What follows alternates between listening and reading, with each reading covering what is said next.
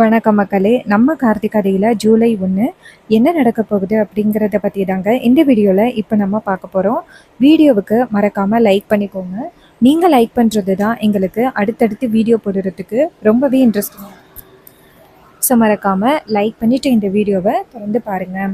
So என்ன நடக்குது அப்படின்னு பார்த்துக்கிட்டிங்கன்னா, அந்த வில்லி வந்துட்டு நேராக சிவனாண்டிக்கு ஃபோன் பண்ணுறாங்க. சிவனாண்டி ஃபோன் அட்டன் பண்ணி என்ன சொல்கிறாரு அப்படின்னா, இங்கே பாரு சந்திரா, நான் போயிட்டு ஊர் தலைவர்கள்கிட்டையும் சொன்னேன். ஆனால் அவங்க வந்து எல்லாரும் என்ன பண்ணுறாங்க அப்படின்னா, அந்த டிரைவர் பயலுக்கு தான் வந்து சப்போர்ட் பண்ணுறாங்க. எப்படியும் அந்த ராஜா திரும்பி வந்துடுவான். வந்ததோட இந்த கோவில் கும்பாபிஷேகத்தை நல்லபடியாக நடத்தலாம் அப்படின்னு ஊர் தலைவர்கள் எல்லாருமே சேர்ந்து சொல்கிறாங்க சந்திரா. நம்ம பேசுகிறத கொஞ்சம் கூட அவங்க வந்துட்டு காது கொடுத்து கூட கேட்கவே மாட்டேங்கிற சந்திரா அப்படின்னு சொல்கிறாங்க. இதையெல்லாம் கேட்டுட்டு ரொம்பவே ஷாக் ஆகுறாங்க சந்திரா. நீங்கள் பாருங்கள், அவங்க அப்படி பேசுகிறாங்க அப்படின்னா ரொம்ப வந்துட்டு நம்பிக்கையோட பேசுகிறாங்க போல. அவன் எப்படியும் திரும்பி வந்துடுவான் அப்படின்னு. அவன் திரும்பி வர்றதுக்கு வாய்ப்பே கிடையாது, நான் பார்த்துக்கிறேன் அப்படின்னு சொல்லி பேசுகிறாங்க. சந்திரா சொல்கிறாங்க, அப்போ அந்த ஊர் மக்கள் யாரும் திருந்த மாட்டாங்க போல. அவங்க எல்லாருக்கும் எவ்வளோ தைரியம் இருந்தால் இப்படி பேசுவாங்க. நீங்கள் பாருங்க, இங்கே ஹாஸ்பிட்டலில் இருக்கிற மாமா திரும்பி வீட்டுக்கு வரவே கூடாது. அதுக்காக நான் ஒரு பிளான் சொல்கிறேன். இங்கே பாருங்க, நான் சொல்கிற மாதிரி செய்யுங்க. அதுவும் இது வந்து நேச்சுரலாக இருக்கணும். எதுவும் வந்துட்டு நம்ம மாட்டிக்கிற மாதிரி இருக்கக்கூடாது, சரியா அப்படின்னு சொல்ல, அதுக்கு அவர் சொல்கிறாரு, சரி சந்திரா, என்ன பண்ணுறது மட்டும் சொல்லு, நான் பார்த்துக்கிறேன் அப்படின்னு. இதை கேட்டதும் சந்திராவும் சரிங்க அப்படின்னு சொல்லிட்டு நேராக விஷயத்த சொல்கிறாங்க. இதை கேட்டதும் அவரும் சரி சந்திரா, நான் பார்த்துக்கிறேன். இன்னும் கொஞ்ச நேரத்தில் இந்த பிளானை வந்துட்டு நான் எக்ஸிக்யூட் பண்ணுறேன் அப்படின்னு. இன்னொரு பக்கம் சந்திரா என்ன பண்ணுறாங்கன்னா, அதுக்காக காத்துக்கிட்டு இருக்காங்க. எப்போ அந்த டாக்டர் வருவாங்க, நம்ம பிளானை செயல்படுத்தலாம் அப்படின்னு வெயிட் பண்ணிக்கிட்டு இருக்காங்க. அப்போது ஈஸ்வரி வந்துட்டு ரொம்ப சோகத்தோடு நின்றுட்டு இருக்காங்க. பாவம், அவர் இது வரைக்கும் ஒரு சின்ன எறும்புக்கு கூட துரோகம் நினைச்சது கிடையாது. ஆனால் அவருக்கு போயிட்டு இப்படி ஒரு நிலைமையா அப்படின்னு நினைக்கும் பொழுது மனசுக்கு ரொம்பவே கஷ்டமாக இருக்குது அப்படின்னு சொல்லிட்டு நம்ம ஈஸ்வரி ரொம்பவே சோகத்தோடு நிற்கிறாங்க. அப்போது நம்ம சுவாதி, ரேவதி எல்லாருமே அவங்க அம்மாவுக்கு ஆறுதல் சொல்லிக்கிட்டு இருக்காங்க. அம்மா கவலைப்படாதீங்கம்மா, அப்பா கண்டிப்பாக நல்லபடியாக திரும்பி வந்துடுவார். டாக்டர் வெளியில் வந்து என்ன சொல்கிறாங்க அப்படின்னா, இங்கே பாருங்கள், ரொம்ப வந்துட்டு பெரிய டாக்டரை தான் கூப்பிடணும். பெரிய டாக்டரை கூப்பிட்டா தான் வந்துட்டு அவர் கொஞ்சம் சரியாகிறதுக்கு வாய்ப்பு இருக்குது. நாளைக்கு காலையில் பெரிய டாக்டரை கூப்பிட்டு அதுக்கான ட்ரீட்மெண்ட் ஏற்பாடுகள் எல்லாத்தையுமே நாங்கள் ஏற்பாடு பண்ணுறோம் அப்படின்னு சொல்கிறாங்க. இதை கேட்டுட்டு நம்ம ஈஸ்வரி சொல்கிறாங்க, இங்கே பாருங்கள் டாக்டர், எவ்வளோ செலவானாலும் பரவாயில்ல, அவர் நல்லபடியாக மறுபடியும் கண்முழிச்சு வந்தாலே எங்களுக்கு அது போதும் அப்படின்னு. டாக்டர் சொல்கிறாங்க, இங்கே பாருங்கள், நாங்களும் அதே தான் எதிர்பார்க்குறோம் அப்படின்னு சொல்லிட்டு பேசுகிறாங்க.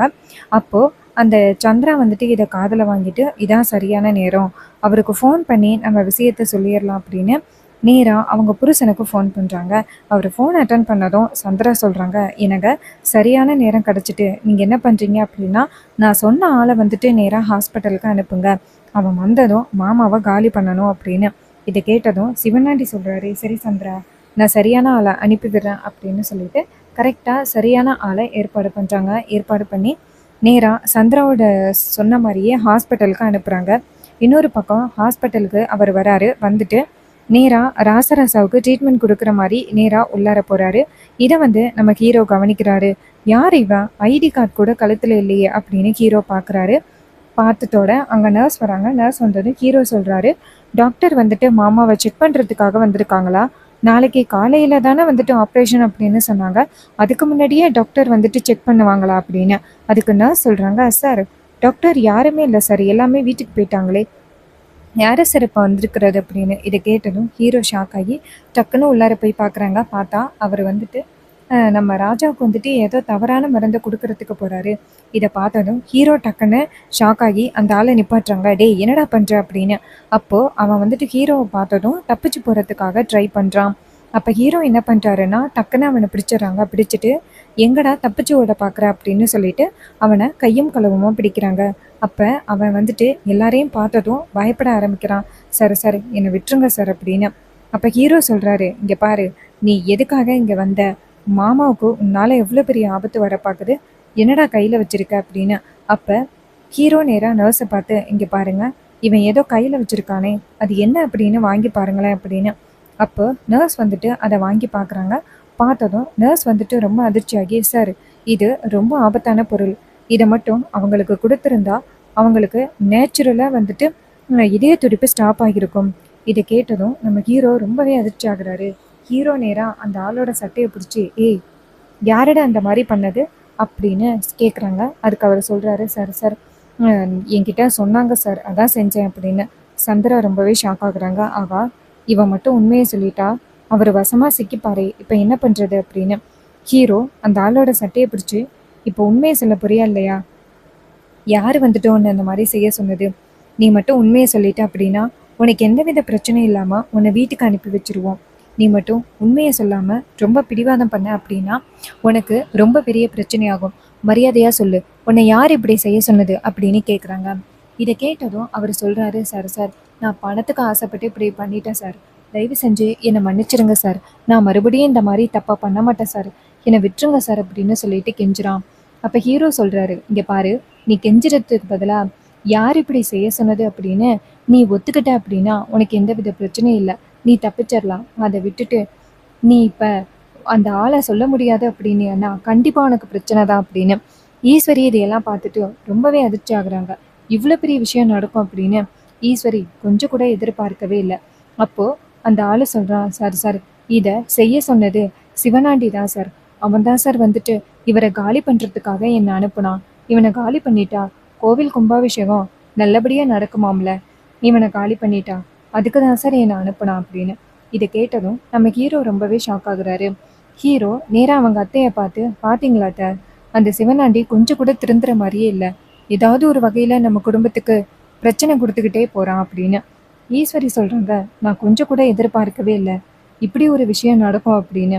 இவனை அதிகாரிங்க கிட்ட பிடிச்சு கொடுத்து இவனோட வாக்குமூலத்தை வச்சு அந்த சிவனாண்டியை கைது பண்ணணும் அப்படின்னு. ஹீரோ சொல்கிறாரு, ஆமாட்ட நீங்கள் சொல்கிறது சரிதான் அப்படின்னு. அப்போது மயிலு சொல்கிறாரு, சகல நீங்கள் இருங்க சகல, இவனை நானே கொண்டு போய் அதிகாரிங்க கிட்ட ஒப்படைக்கிறேன் அப்படின்னு நேராக அந்த ஆளை அந்த இடத்துலேருந்து பிடிச்சிட்டு போக ஈஸ்வரி இதையெல்லாம் பார்த்துட்டு நிற்கிறாங்க. அப்போ ரேவதி அந்த இடத்துக்கு வந்துட்டு, அம்மா இன்னும் எவ்வளோ நேரம் தான், நீ மாமாவுக்கு ஒரு நன்றி கூட சொல்ல மாட்டியா, அப்பாவை இவ்வளோ பெரிய ஆபத்துலேருந்து அவர் காப்பாற்றிருக்காரு, ஆனால் இப்போ கூட உனக்கு உன் வாயால் நன்றி சொல்லணும் அப்படின்னு கொஞ்சம் கூட தோணவே இல்லையா, ஏம்மா நீ இவ்வளோ பெரிய கல் நெஞ்சக்காரியாக இருக்க, நீ இப்படியெல்லாம் இருப்ப அப்படின்னு நான் கொஞ்சம் கூட எதிர்பார்க்கவே இல்லை, ஏம்மா நீ இப்படி பண்ணுற, மாமாவை ஒரு டைம் பார்த்து அவருக்கு நன்றி சொல்லேன், நன்றி சொல்கிறதுனால உனக்கு என்ன ஆகிட போகுது அப்படின்னு. ஈஸ்வரி சொல்கிறாங்க, இங்கே பாரு நீ தேவையில்லாமல் பேசாத அப்படின்னு. அப்போது நம்ம ரோகிணி சொல்கிறாங்க, அம்மா தங்கச்சி சொல்கிறதுல என்ன தப்பு இருக்கு, நீ மாமா கிட்ட ஒரு நன்றி கூட சொல்ல மாட்டியா, அவர் எவ்வளோ பெரிய உதவி பண்ணியிருக்காரு இப்போ. அப்போ ஹீரோ சொல்கிறாரு, இங்கே பாருங்க, எனக்காக அத்தை கிட்ட யாரும் சண்டை போட வேணாம், எனக்கு இதில் எந்த பிரச்சனையும் இல்லை, அத்தை வந்துட்டு என்னை புரிஞ்சுக்கிட்டாலே போதும். அதுக்கு ரேவதி சொல்கிறாங்க, இங்கே பாருங்க மாமா, நீங்கள் வேணும்னா வந்துட்டு ரொம்ப வந்துட்டு நல்லவராக இருக்கலாம், ஆனால் நாங்கள் வந்துட்டு இது எல்லாத்தையும் வேடிக்கை பார்த்துக்கிட்டு இருக்க முடியாது, எங்கள் கண்ணு முன்னாடியே எவ்வளோ பெரிய அநியாயம் நடக்குது, அது எல்லாத்தையுமே நாங்கள் வேடிக்கை பார்த்துக்கிட்டு இருக்கணும் அப்படின்னு நினைக்கிறீங்களா, இங்கே பாருங்க மாமா, எனக்கு வந்துட்டு நீங்கள் ரொம்ப முக்கியம், உங்களோட கௌரவமும் எங்கள் எல்லாருக்கும் ரொம்ப முக்கியம், அப்படி இருக்கையில் இது எல்லாத்தையும் நாங்கள் வேடிக்கை பார்க்க முடியாது மாமா, அம்மா எப்போ தான் திருந்துவாங்க, அம்மா திருந்துறதுக்கு வாய்ப்பே கிடையாது போல், இங்கே பாருங்க மாமா, அம்மா கண்டிப்பாக உங்களுக்கு நன்றி சொல்லுவாங்க அப்படின்ட்டு நேராக ஈஸ்வரியை பார்த்து, அம்மா நீங்கள் மட்டும் இப்போ மாமாவை பார்த்து நன்றி சொல்லலை அப்படின்னா அங்கே கண்டிப்பாக இந்த இடத்த விட்டு போயிடுவோம் அப்படின்னு. இதை கேட்டதும் ஈஸ்வரி ஷாக் ஆகுறாங்க. அப்போது ஈஸ்வரி நேராக ஹீரோ கிட்ட போயிட்டு, இங்கே பாரு, இந்த குடும்பத்துக்கு நீ நிறைய உதவிகள் பண்ணிக்கிட்டு வர, நான் உனக்கு ரொம்பவே நன்றி கடன் பட்டிருக்கேன், ரொம்ப தேங்க்ஸ் அப்படின்னு. அப்போ ஹீரோ சொல்கிறாரு, இங்கே பாருங்கட்ட, நீங்கள் தேங்க்ஸ் சொல்லணும் அப்படின்னு நான் எதிர்பார்க்கவே இல்லை, இந்த குடும்பத்தில் எல்லாரும் பாதுகாப்பாக இருந்தாலே அது எனக்கு ஒரு மிகப்பெரிய வெற்றி தான். ஈஸ்வரி சொல்கிறாங்க, நீ இப்படியே நல்லவ மாதிரி பேசி என் பொண்ணுங்க எல்லாரையுமே ஏமாத்தியிருக்க. அப்போ ஹீரோ சொல்கிறாரு, ஏன் இப்படி என்னைய தப்பாகவே நினச்சிக்கிறீங்க. ஈஸ்வரி சொல்கிறாங்க, இங்கே பாருங்க மாப்பிள்ள, நான் வந்துட்டு எனக்கு கொஞ்சம் கூட உங்களை பிடிக்கவே இல்லை, ஆனால் இப்போதைக்கு உனக்கு எதுக்கு நன்றி சொல்கிறேன் அப்படின்னா என் பொண்ணுங்க சொல்கிறாங்க அப்படிங்கிறதுக்காகவும் என் புருஷனோட உயிரை நீ காப்பாற்றிருக்க அப்படிங்கிறதுக்காகவும் மட்டும்தான் நான் நன்றி சொல்கிறேன், மற்றபடி உன் மேலே எனக்கு ஒரு நல்ல அபிப்பிராயம் வந்திருக்கு அப்படின்னு நீ கொஞ்சம் கூட யோசிக்க வேண்டிய அவசியமே இல்லை அப்படின்ட்டு. அப்போ ஹீரோ சொல்கிறாரு, பரவாயில்ல விடுங்க அப்படின்னு. அதுக்கப்புறமா டாக்டர் வெளியில் வந்துட்டு இங்கே பாருங்க, உங்கள் ஹஸ்பண்ட் வந்துட்டு ரொம்ப பெரிய ஆபத்துலேருந்து மீண்டு வந்திருக்காரு. ஸோ அவருக்கு வந்துட்டு நாங்கள் இன்னும் அதிகப்படியான பாதுகாப்பை கொடுத்துருக்கோம். அவரை இனிமே யாரும் வந்து சந்திக்கணும் அப்படின்னாலும் அனுமதி கேட்டுக்கிட்டு தான் வந்து சந்திக்கிற மாதிரி இருக்கும். ஸோ இதுக்கப்புறம் நீங்கள் கவலைப்படணும் அப்படின்னு அவசியம் இல்லை. அவர் ரொம்பவே பாதுகாப்பாக இருக்காரு அப்படின்னு பேசுகிறாங்க.